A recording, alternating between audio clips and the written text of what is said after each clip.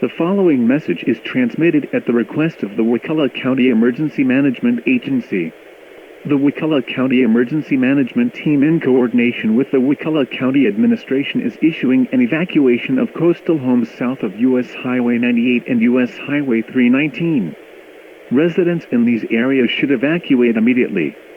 The National Weather Service in Tallahassee is forecasting dangerous storm surge inundation of 5 to 8 feet above ground level.